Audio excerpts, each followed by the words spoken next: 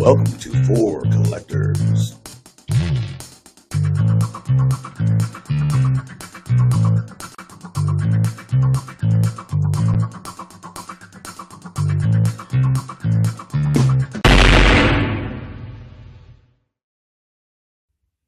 Hello, collectors! Welcome to another episode on the For Collectors channel. I am John, the 380s kid, and I've got a special guest with me today, Adam, over at Vintage Sanctuary. Welcome, Adam.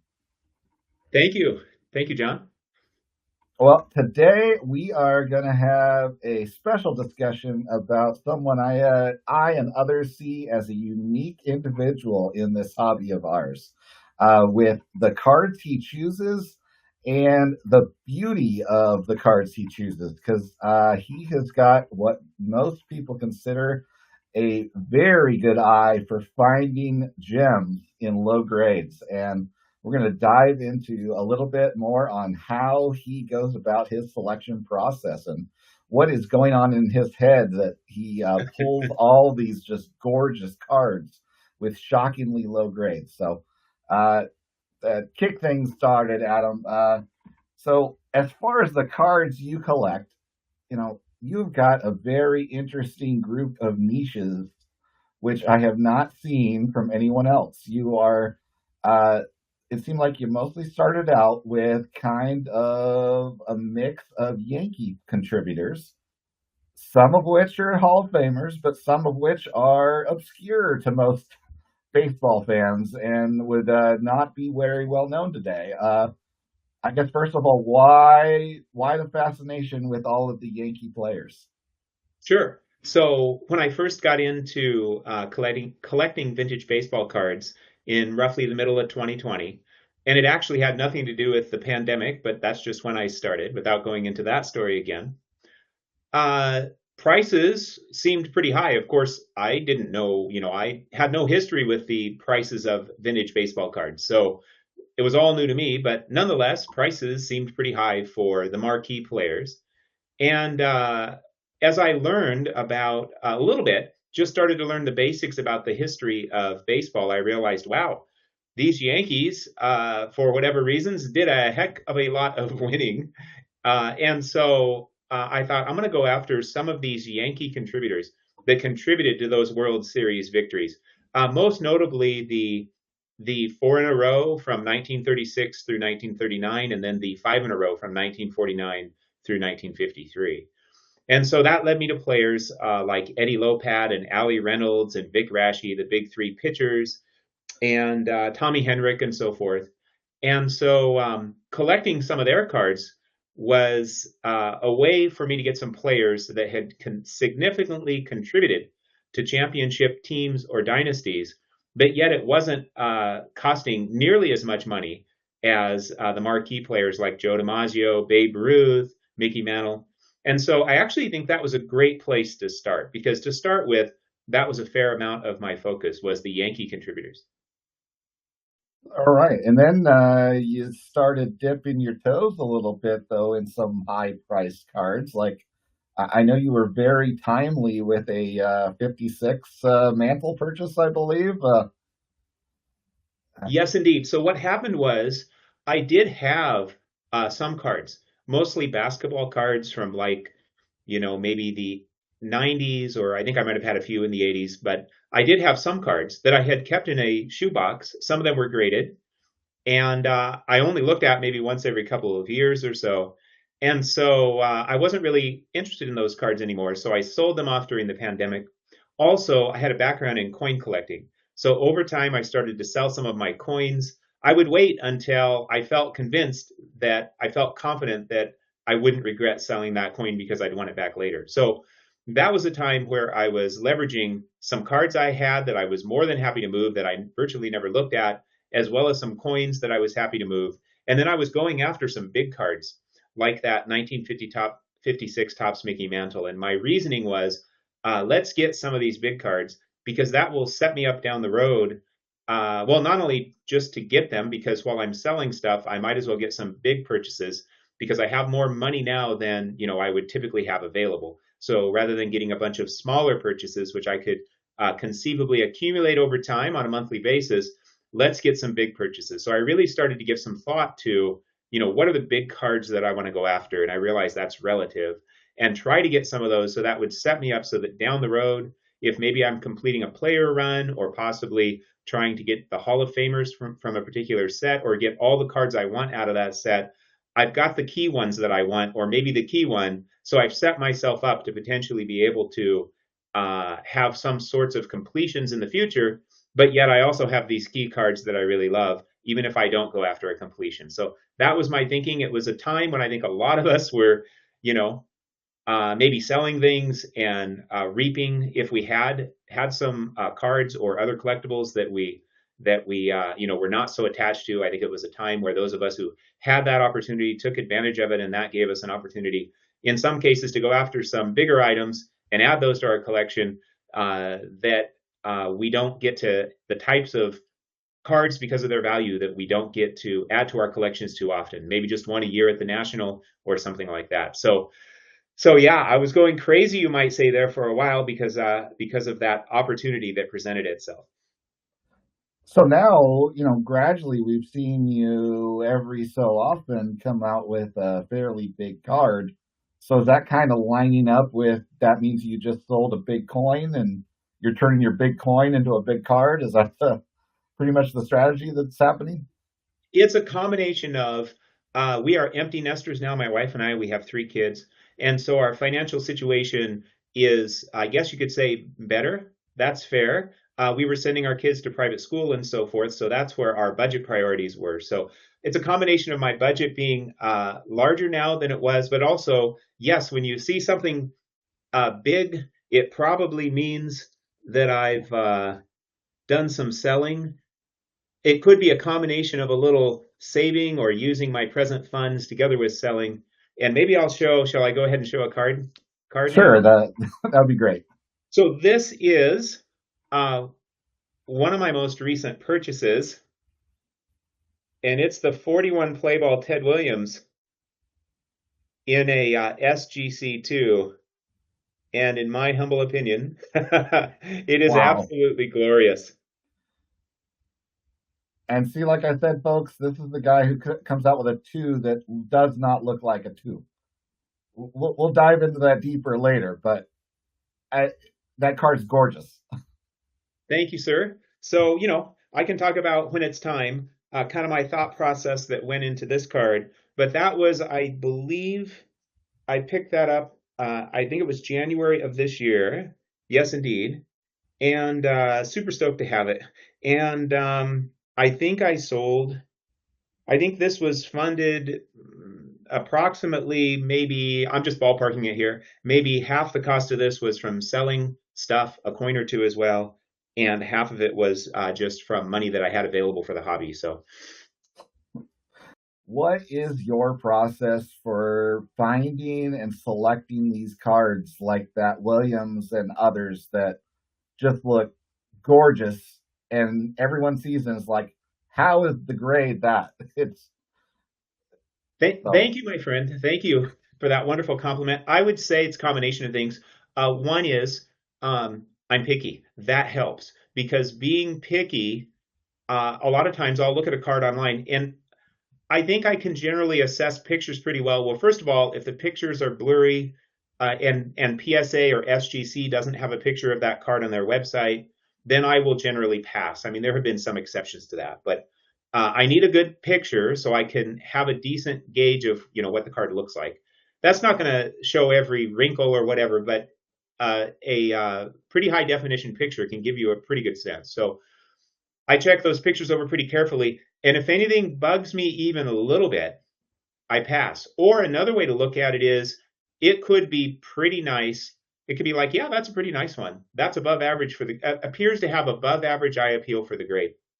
I will still probably pass. I say, why not wait until it has, high eye appeal for the grade?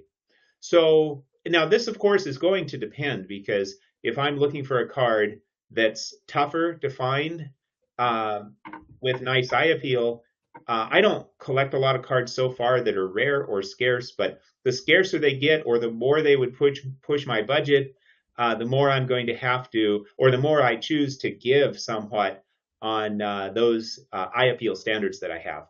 But part of it is just being picky and saying no, no, no, no, no, no, and waiting until something really grabs me, like this Williams really grabbed me, and I'm like, okay, I'm going to go after that.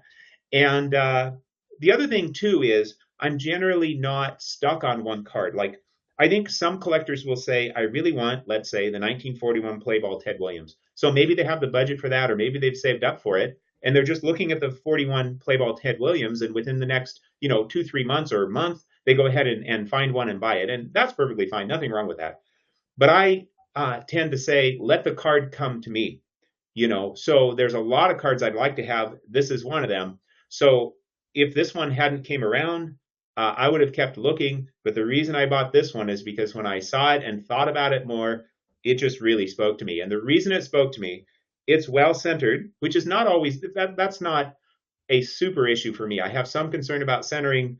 I'm more concerned about left right centering than top bottom, but there's lots of cards I really love that are not necessarily well centered. I generally don't want them to be crazy off center, but it's well centered. The color is solid. The registration, that was really the big thing. It's got some toning, a little bit of corner wear, toning on the corners, but overall, it's like an even toning, even a little toning on the surface of the card. It's even. It's not mottled or disproportionately on one color or something that would draw my eye away. The back looks really nice. It's got a couple of pinch marks on the sides that I think might be from the factory because I've seen other cards in this set have that. So I really wait for a card to speak to me. I know that kind of sounds funny, but literally where it's like it's calling to me. It's like, man, that looks nice. I'd really like to have that copy. Now, if this had been a 5 or a 6, it would have been out of, the budget that I was looking at. So I would have been like, wow, that's gorgeous. But, I would not have pursued it. But this too fit the bill perfectly. So part of it is the grading companies, SGC, PSA, have been more strict. We're more strict for a span there. So that helped someone like me who is picky because, wow, they're taking some really nice looking low cards and assigning low grades to them for technical reasons. Part of it is just waiting until the right one speaks to me.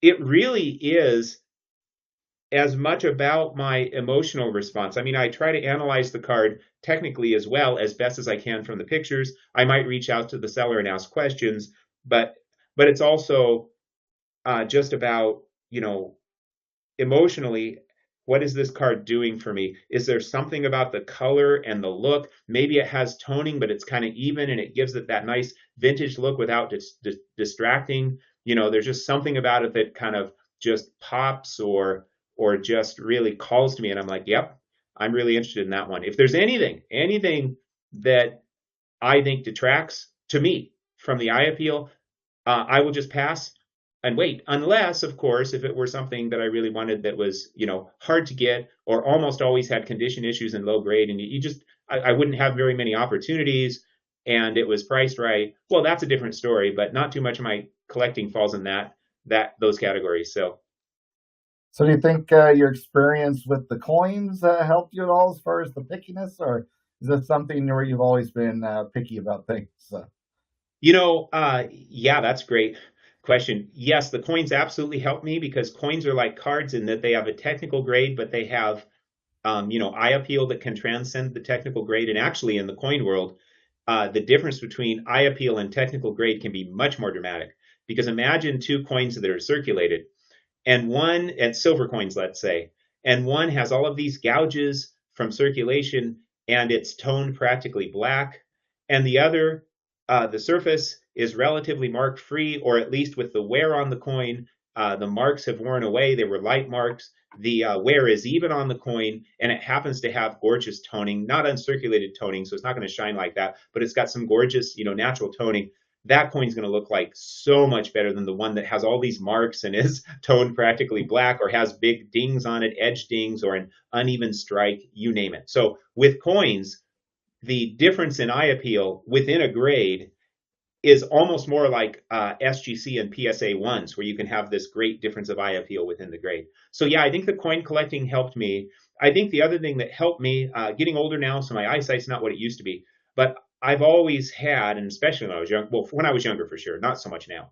I had such great close-up vision. I was just blessed with it, where I could read things that others couldn't. I know this sounds a little bit self-aggrandizing, or however you say it, self-praising, but yeah, I could literally see things really well that others couldn't, or they had to have a magnifier to see it. And I think that made me more picky too, because I would look at a corner or something. This is when before I collected vintage. So, I would look at a corner of a card right out of a pack and go, uh-oh, something's wrong with it. Now I would look at that and say, yeah, maybe with magnification, I'd say, yeah, there's a little whatever there, but it's, not a big deal. Maybe it keeps it from being a 10, but it's not. But yeah, I had a pickiness disorder, probably, to be open about it. But also, I had this great eyesight, so I could see things that generally, most people couldn't. And that was with modern cards. Even before grading, I was this way. So I wasn't doing it because of grading. I sent some shacks in. I know I've mentioned this to you before, to SGC during the pandemic that I'd had for years. Most of them came back tens. That shows how picky I was. I was picking through dealer stock, and I only picked one of each and saying, this is the nicest one in my mind. Had nothing to do with grading. Just any little white or something that I would see would bug me. And so I was picking the ones that look the nicest to me. Very picky. I am thankful, actually grateful, that I'm not that picky anymore. So the way I look at being picky, if you want to call it that, or discriminating, is like any other trait or strategy, it could help or hurt. Like if I become too picky, whatever that is, I'm passing up on cards. I'm unable to enjoy the hobby. But on the other hand, if I'm not very picky at all, then I'll get cards with lower eye appeal. And that's okay. If that's the way a collector wants to go, that's perfectly fine. I would like to think that I found kind of a happy medium where I'm picky, but it's adjustable based on the card. And so I'm able to get higher eye appeal, but I don't have to have perfection by any means to enjoy the card. Also, let me just say this one other thing. My general tendency is to, all of this is up front. Once I have the card, hopefully I like it, because at that point, I'm now done scrutinizing it. And if I've done my job well, I'm happy with that card for as long as I have it. Well, that sounds great. You are definitely more patient than I am. I know once I get the idea that I want a particular card, I can't wait forever, but I do want to find something that lines up budgetarily and visually. But I think my visual is not quite as selective as you. But I must say, though, you haven't been one of my inspirations to go for slightly better eye appeal as I'm reconfiguring what's on my wall with my whole redo of my plan for Hall of Famers. So you have influenced me, sir, slightly. I am honored. Thank you, John. I'm sure you have influenced me as well, no doubt. You keep it's interesting because I have influencers like yourself that are influencing me kind of toward the pre-war direction. And I think that a card like this was somewhat based on that influence. And I realize this is from 1941, so it just barely makes that pre-war. I believe, when we look at Sure. Pearl Harbor, December 7, I think 1941, it was just a couple months after the season ended. But pre-war, I got a little bit of pre-war, and that is at least somewhat due to inspiration, influence from some of my YouTube friends like yourself. And then my movement toward more modern or 80s, 80 and 90s is also, inspiration, influence from YouTube friends as well. Well, it's great to have friends. But sure, let's see the show of some of the great cards you have here. So There's this yeah. is unusual. It's got a little pinhole at the top, and that's most of what brings the grade down. I mean, there's a little bit of corner wear, but not much. This card is absolutely stunning. So let me tell you and your viewers, what thought process went into this. So this is what I call a pristine one, PR one. So the notice the centering could be better, but here's the thing: it's not bad. And for this card, I felt like its other features absolutely trumped the centering. Now, would I like it to be well centered as well? Sure, absolutely. But to me, this is an amazing, fantastic card. If it were super centered, that would be something to call out and say, wow, that's, amazing centering. But there are other amazing characteristics of this card that I think make it just as worthy of appreciation. One is the color is strong. Both the blue background and the black nameplate and the red on his hat is just really vivid and strong. And that's not always the case by any means. Two, the registration is often off on this card, and the registration on this particular copy is just spot on. So there's that. Sharp. I mean, these corners would probably. I mean, my guess would be this might get a 5 without that pinhole. That would not surprise me. If they're being really picky, maybe a 4, but 4.5, I don't know. But it's a 1 because of the pinhole. They made it a 1. They gave it a 1. So that was another thing that's really attractive about this card is that it was in a low grade, which makes it that much more accessible price-wise. And this was not a common card. It was close, but not a common card. So this came up as a buy it now, and I was fortunate to see it shortly after it was listed. And my gut told me when something like this comes up, now my budget is kind of interesting because here's the deal. I do have a monthly budget I've worked out with my wife, but it's like I could go over, I'd just be spending into the next month. We've got the funds, so that's not a problem. So I would be in debt, but not really. Yeah. I'd just be spending into my future hobby funds, which has its pros and cons. But I tell you, when something like this comes up, I'm like, I mean, if it were crazy price, that'd be different. But I'm like, buy now, pay later. I figure out my plan, right? It's like, well, maybe I've got some money saved up right now, and I'll use part of next month's hobby budget, or maybe I'll sell a coin, or maybe there's a couple cards that aren't grabbing me that I can sell. So I'll have a plan in mind before I pull the trigger.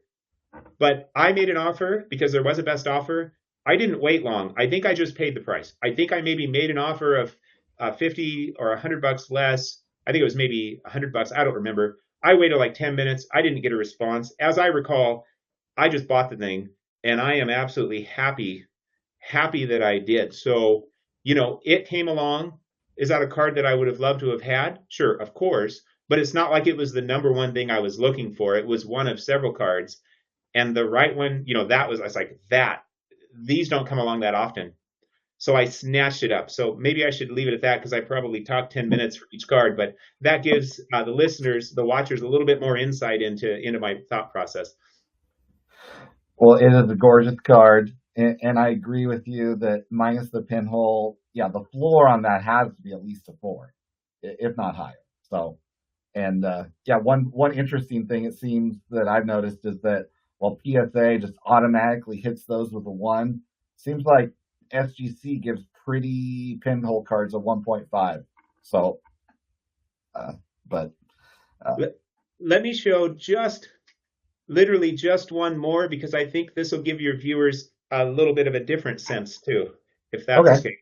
Sure. All right, so this came up. Sometimes major dealers will have buy it nows where they price them around comps, and because of the eye appeal, it actually is a solid buy. Where if you had to win it at auction, other eyeballs would be on it, and it might just go for more. I mean, I think most of the buy it nows you'd probably get, for less money if you got them at an auction. But I think the reverse can happen and sometimes does, where you've got to buy it now from a dealer and they priced it right, and they priced it right just based on that grade, I guess. But the eye appeal is there, where buying it at comps or around comps is a pretty good deal. So This is one of those cards, the 50 Bowman Yogi Berra in a 3. And again, this is a card where the image is never super sharp. Registration is not uncommon for the registration to be off, but this is spot on registration for this card. The centering is amazing. The corners, not perfect, but really nice for a 3. So what's making this a 3? It appears to be some wax on the back, which doesn't bother me a bit. A little bit of corner wear, not much. There's also some wax up here by my finger here that I'm moving. And so there were some nice quality pictures. I believe I was also able to see pictures on the PSA website on this one. So I thought about this a little bit, and I looked at that wax stain on the front, and I said, yeah, there is some wax you can see on the front in the upper right. But I said, you know what? This thing's still speaking to me. Like, the color, the image, the centering is just spot on. Like, it is just freaking gorgeous. And I said to myself, even with that wax stain, this is a really, really nice card. So one of the things now, in fairness, somebody else, that might be a deal breaker for them. Maybe they don't like seeing that little bit of wax stain on the front. Maybe they don't mind it on the back, but they don't like it on the front. So that'd be a card for them to pass on because that's going to bug them. But I that doesn't bug me a bit because not only did I not have to pay a premium for this, I think I got it at a pretty nice price actually, but I think overall this is just an outstanding copy. Super well centered, vibrant colors, registration is spot on, not much corner wear, just some minor wax staining that doesn't even bother me a bit. Practically looks like clouds in the sky. So there's an example of a card. It's not perfect, but to me, I think it looks really, really amazing. It really spoke to me. And price has to be a factor, of course. I mean, I wasn't going to buy that card at twice comps, but right in comps, I was jumping on it. Uh, it's a gorgeous picture. I don't even see the staining when your eyes are just drawn right to the middle of that photo. So, I mean, yeah, it's gorgeous. So, Thank you, sir. Thanks for indulging me. I wanted to give your viewers just a few different examples so they get a little bit better sense of at least my thought process, which I'm not suggesting should be theirs. It's just kind of what I'm prioritizing and how I'm doing it. yeah, I think most of us struggle with having the patience that you observe, which um, I at least myself, once I kind of got my eye on getting a few particular things, then I want to get them.